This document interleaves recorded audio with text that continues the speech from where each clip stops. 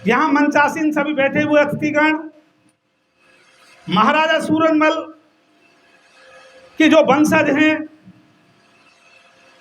सबसे पहला तो एक प्रश्न जो उठा हुआ है, मैं बिंदुओं को रख रहा हूं आपके सामने, और हो सकता है मेरे पास कोई हिस्ट्री नहीं है, लेकिन फिर भी मैंने अपने ऊपर से कुछ बिंदु रखे हैं।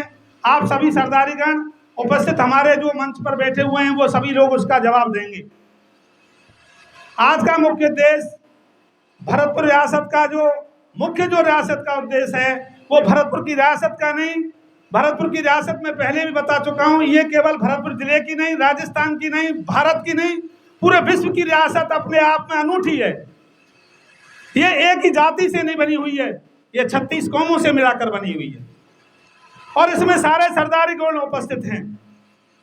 अभी कुछ ही दिनों से संतोष फौजदार जी, दिनेश जी, हमारे सिनसिनी वाले, मैं बिल्कुल परिचय नहीं हूँ, लेकिन मैं उस पर गूगल पे या उस पर यूट्यूब पर उनका नाम देखता रहता हूँ।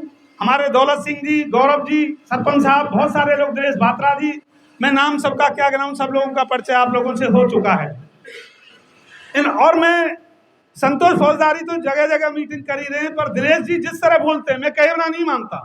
दिनेश जी तो ऐसे स्पष्ट व्याख्याता हैं, ऐसे प्रवक्ता हैं जो साफ बात कहते हैं, शायद आपके सामने वो प्रस्तुत करेंगे भी।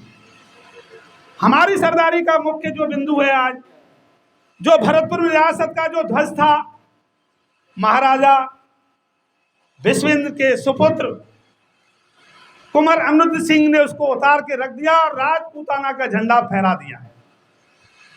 मैं उस बात को स्पष्ट करना चाहता हूं कि हमारे दिनेश जी तो ये कहते हैं कुंवर भी मत लगाओ उसके सामने, कुंवर रहा ही नहीं, वो क्यों नहीं रहा है, मैं उस बिंदु को भी रख रहा हूं कि उसने अपने आप को राजपूत वंशज बताया है। पता नहीं कहां से राजपूत, इस बात का जवाब तो क्या तो महारानी जी देंगी, क्या उसका डीएनए टेस्ट देगा, मैं इसका कोई जवाब नहीं दे सकता। इसके अलावा उन्होंने हमारे महाराज साहब पर बहुत सारे एलिगेशन लगाए हैं। महाराज साहब से कहा सारी संपत्ति को, भरतपुर की रियासत को महाराज साहब ने बेच दिया है। मेरी समझ सरदारीगण, आप लोग सब देख रहे हैं कि महाराज साहब से किस कदर से, किस अपमानित होकर के महाराजा साहब को मोती महल से निकाल दिया गया। वो हमारे भरतपुर की रियासत के लिए इससे बड़ी कोई शर्मसार नहीं हो सकती। और आज महाराज साहब ऐसे समझो जैसे फुटपाथों पे चल रहे हैं। ये हमारी भरतपुर की रियासत केवल 36 कौमों की है। हमारे पंजाब, हरियाणा, उत्तर प्रदेश, दिल्ली तक के सारे सरदारी इसमें सहयोग प्रदान कर रहे हैं कि ऐसा क्यों हो रहा है। इसके अलावा हमारे कुंवर साहब ने सोशल मीडिया पर, पंजाब केसरी सोशल मीडिया पर ऐसा ट्वीट किया है जो मैं आप सरदारी में बता नहीं सकता, मेरे मुख से सारे लोग देखते होंगे, वो बहुत ही मतलब अब शब्द है, मैं उनको कह नहीं सकता हूं। मतलब उसने भरतपुर की रियासत को बदनाम करके रख दिया है।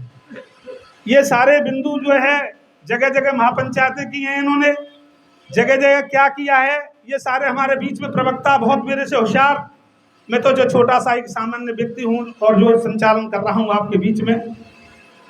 मेरे एक में संतोष फौजदार जी और यहाँ उपस्थित सरदारी गण से मैं एक निवेदन जरूर करूंगा आज कि आपने 21 तारीख रखी है और 21 तारीख को जो प्लानिंग है उसको बिल्कुल स्पष्ट यहाँ बताएंगे कि आपकी क्या प्लानिंग है। एक प्लानिंग तो हमको ये दिखाई दे रही है कि उस दिन ध्वजा को उतारेंगे। ये सारी सरदारी को, हमारी भरतपुर रियासत, पूरे विश्व को पता है कि 21 तारीख को भरतपुर रियासत में जो हमारा महाराजा सूरजमल के जो ध्वजा था उसको पहराया गया था, वो ध्वजा उस दिन पहरा देंगे। एक बार तालियों के साथ महाराजा विश्वेंद्र सिंह, महाराजा विश्वेंद्र सिंह, महाराजा सूरजमल के, महाराजा सूरजमल, महाराजा विश्वेंद्र सिंह जी थे। वो ऐसे नेता हैं, और आप ज्यादा परिचित हैं मेरे से, बहुत विद्वान भी हैं। जहां जरूरत अंग्रेजी की बोलने की जरूरत पड़ती है वो अंग्रेजी भी बोलते हैं, और जहां देसी लोगों के बीच में आ जाते हैं, गांव के किसान लोगों के, तो बीच में किसान जैसी बात करते हैं, और उनका कोई मित्र है ना दुश्मन है। कभी कभी तो अपने मित्र थे जो के जा तू बैठ जा चुपचाप, यहाँ में खड़ा है, जा पीछे बात करियो हमें। और कभी कभी गरीब लोगों को अपना सहारा लेते हैं, उनकी रक्षा भी करते हैं। बहुत ही सर्वव्यापक व्यक्ति हैं, बड़े व्यक्तित्व वाले हैं, और राजा तो होते ही हैं, और वो तो महाराजा हैं हमारी भरतपुर रियासत के। हमारे सामने एक प्रश्न और उठ रहा है, हमारे जो ये पंचायतें चल रही हैं उसमें बार बार ये प्रश्न आ रहा कि इसको अमृत को कोमर मत को, इसको बहिष्कार करो समाज से।